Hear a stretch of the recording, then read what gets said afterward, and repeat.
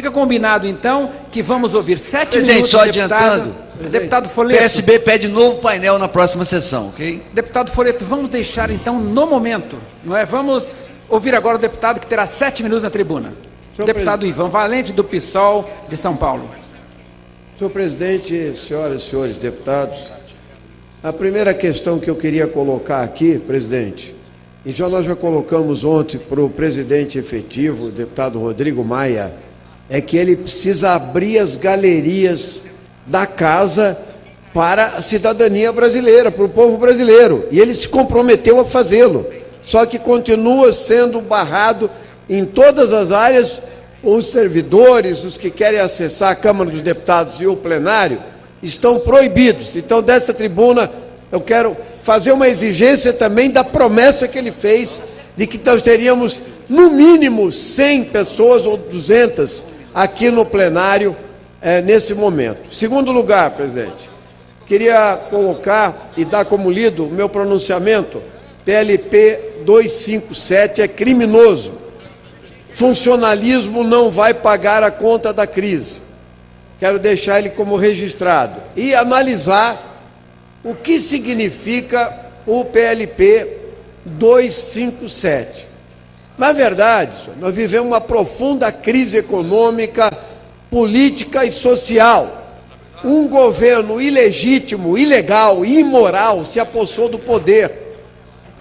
E, ao se apossar do poder, ele fez um grande acordo com a elite econômica brasileira, com os grandes meios de comunicação de massa e com um grande setor dessa casa que mudou de lado. O problema é saber quem vai pagar a conta da crise. Então, quem vai pagar a conta da crise não é aqueles que devem pagar, que são os banqueiros, os industriais, o grande agronegócio, os que devem na dívida pública brasileira e aqueles que não querem fazer auditoria da dívida pública. Aqui não querem tributar as grandes fortunas, as grandes heranças. Eles querem o quê? Atingir o trabalhador. Então, nós precisamos tirar o seguro-defeso, o abono salarial, a licença médica. É aí que nós vamos cortar. E agora, o funcionalismo público e também os trabalhadores que serão atingidos por uma visão de salário mínimo pagarão a conta. O PLP 257 acaba com um limite de 13% da receita dos estados para o pagamento da dívida. Portanto, poderá superar em muito tal percentual, ou seja, mais do que já se gasta com o pagamento da dívida. Segundo lugar, exige dos estados a desistência de ações judiciais, ou seja, legitima a própria dívida pública. E terceiro, durante 2 anos os estados não poderão conceder vantagem, aumento ou reajuste aos servidores públicos, ressalvada a promoção de militares. Durante esses 2 anos, os estados terão que aplicar o disposto na PEC 241, ou seja, a PEC do teto de gastos que está hoje na CCJ também foi imposta aos estados brasileiros. E isso viola o Pacto Federativo. Não pode você impor ao Estado que ele se reduza. O Estado tem que se reduzir, mas não para pagar juros. Para pagar juros você aumenta o limite.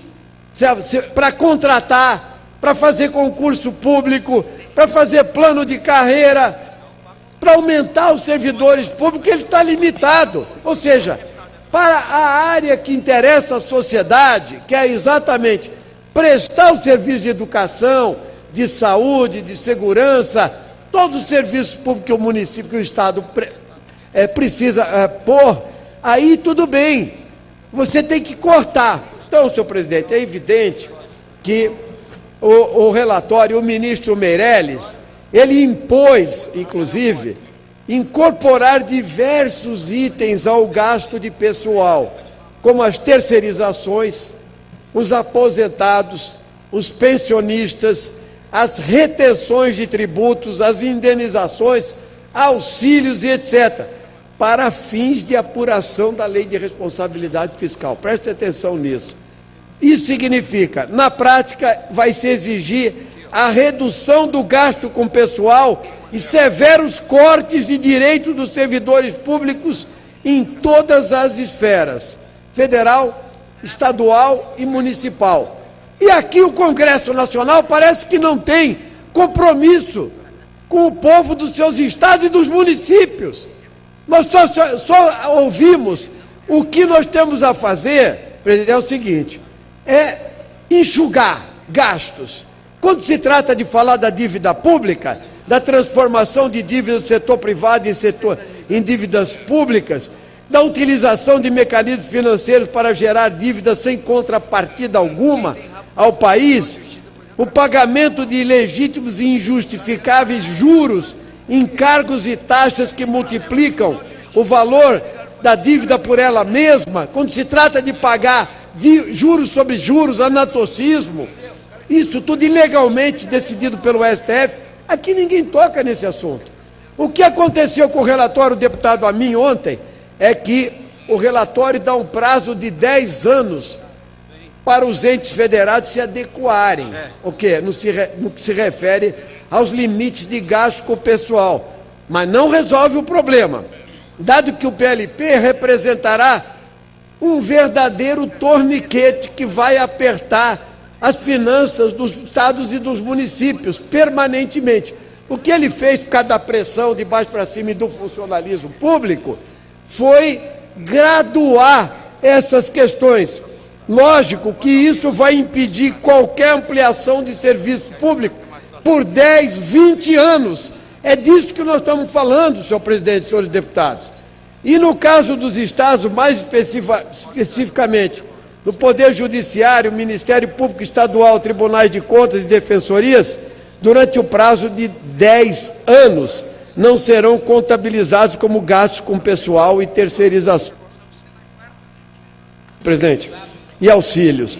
Porém, isso não impede que você tenha um arroxo permanente no gasto e, mais do que isso, impede que tais gastos sejam contabilizados. Na verdade, senhor presidente, senhores deputados, o que o presidente da República está fazendo, e o Congresso Nacional quer avalizar vergonhosamente, é uma mega sinalização para o mercado financeiro. É para fazer com que cesse as pressões para o impeachment. Eles têm que mostrar serviço ao mercado financeiro. E com isso eles estão arrochando o povo brasileiro e particularmente os servidores públicos e particularmente o funcionalismo público. Por isso, dessa tribuna, como membro do PSOL e líder da bancada, quero dizer, o PSOL votará contra o PLP 257, não ao PLP 257. Questão de ordem, presidente. Questão de ordem.